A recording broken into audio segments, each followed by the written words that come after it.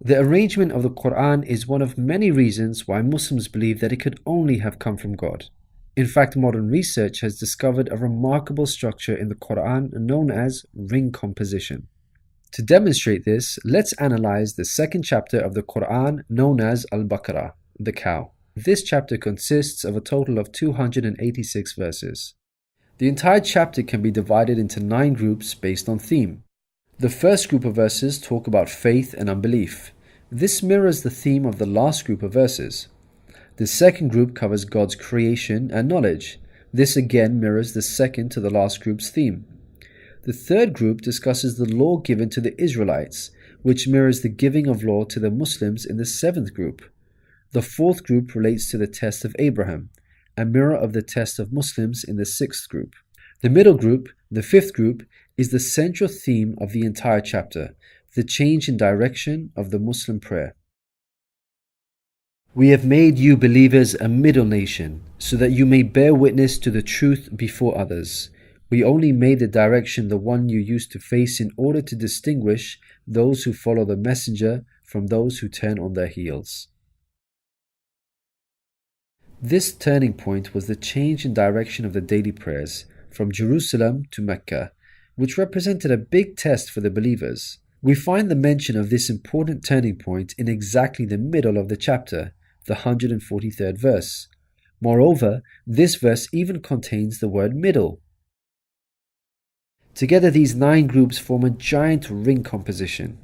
As you can see, ring composition is structured as a sort of circle, with the central meaning placed at the center. You can think of it in terms of a mirror. So ring composition is the equivalent of putting a mirror in the middle. What is mentioned in the first half will be reflected in the second half. Things can be taken a step further. If we examine these 9 groups, we find that they each contain sub-ring compositions. So what we have is rings within rings. For example, here is the 8th group with the theme of God's creation and knowledge. We can see that the beginning and the end both have the themes of giving and charity, and the central theme of God's power and knowledge is placed in the middle. Things can be taken further still. This sub-ring contains yet another ring within itself. This is the 255th verse known as Ayat al-Kursi, the verse of the throne. Just like the chapter which contains it, the verse of the throne can be divided into 9 groups based on theme. The first and 9th parts each mention God's personal names. The 2nd and 8th parts both state that God never tires. The 3rd and 7th parts describe that God owns everything in the heavens and the earth. The 4th and 6th parts make it clear that God has total control over us and we are dependent on Him. Notice that the middle of this verse mentions before and after, which could be yet another allusion to the mirroring of ring composition. It's worth highlighting that not only does the verse of the throne contain its own ring composition, but it is also positioned as a sub-ring within 2 larger rings, a concentric ring composition. We can see that this chapter of the Qur'an is marvelously designed, being precisely and tightly arranged according to the principles of ring composition. This precision in arrangement is in fact astonishing when we consider the timing of the revelation of these verses. To appreciate this, let's consider the analogy of building construction. Imagine you had the task of building a house. Rather than waiting until you receive all of the materials and then drawing up a carefully thought out design plan, you instead decide to proceed without complete knowledge of the constituent parts, constructing it piecemeal, adding to it bit by bit as and when you receive the individual materials. What are the chances that this approach will result in a well-constructed house? Unlike an organized approach where each part is placed in its best possible position according to a design plan, instead you have a situation where it seems each part is placed arbitrarily, depending on the order in which the parts were received. In such circumstances, you would most likely end up with a very poorly designed house, liable to collapse at any time. It is highly unlikely, perhaps even impossible, that this disorganized approach would end up with the same stunningly designed house as an organized approach. Yet this is exactly what we find with the Qur'an's structure. The builder in our example is the Prophet Muhammad, peace be upon him. The house that he began to build since its first verses were revealed to him is the Qur'an. The rooms and bricks in our construction example are its chapters and verses. He can never have a design plan in place for the Qur'an because the revelation of many of its verses depended on events that were out of his control, such as the social developments and challenges that he faced throughout his prophethood. For example, believers would come up to him and question him on a particular matter, or his enemies would challenge him. The responses in the form of revelation would then descend on him, addressing the specific situation that he was facing. How could Muhammad have devised such an intricate plan when he could not predict the events that would dictate the revelation of verses? Such an arrangement would have to be planned in advance, but this was not possible due to these events being out of his control. What this demonstrates is that the author was someone who could predict the future. Possessing knowledge of the unseen is a quality of God, not human beings. Some critics may point out that books prior to the Qur'an had this literary style and therefore we cannot use this as an evidence for the Qur'an's divine origin. However, comparing the Qur'an to other books is like comparing night and day for many reasons.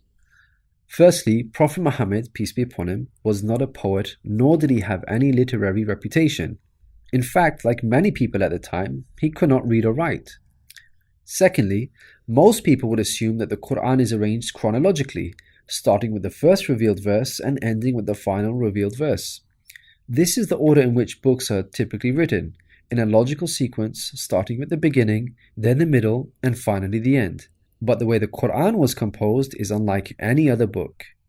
Al-Baqarah, the chapter of the Qur'an that we have covered, was not revealed starting with verse 1, followed by verse 2, then 3, and so on.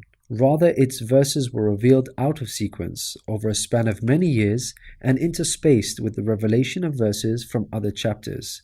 The Qur'an's unusual manner of revelation makes implementing ring composition much more difficult than conventional books.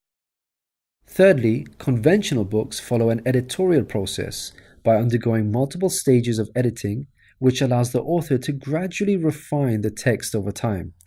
However, the Qur'an did not undergo an editorial process. Prophet Muhammad, peace be upon him, would place the verses in their positions as soon as they were revealed to him. With each new verse, he would not go off and review what had been previously revealed to see where he can position them in order to maintain a ring structure. Rather, spontaneous revelation was immediately followed by the placement of the verse, its position fixed. When we look at the history of the Qur'an's compilation, there is not a single instance of a verse being moved around in order to make it fit a ring composition.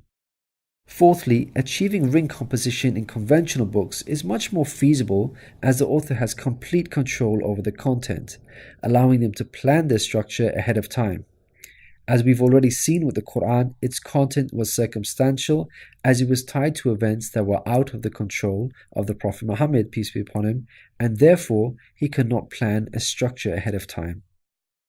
Fifthly, the Qur'an was first revealed as an oral recitation, not in written format. With written books, you can easily plan a structure because you can quickly and conveniently refer back to what you have written previously. But with a recited text like the Qur'an, the Prophet Muhammad, peace be upon him, would have had to rely on his memory in order to recall what was previously revealed, a much greater challenge. In light of all these difficult circumstances, wouldn't you expect the Qur'an's structure to be jumbled? What we find against all odds, however, is that the Qur'an contains a remarkably sophisticated structure. The circumstances of the Qur'an's revelation, together with its precision and harmony, represent a compelling argument for its divine origin. Your companion is neither astray nor being misled, nor does he say anything of his own desire. It is no less than inspiration sent down to him. He was taught by one mighty in power.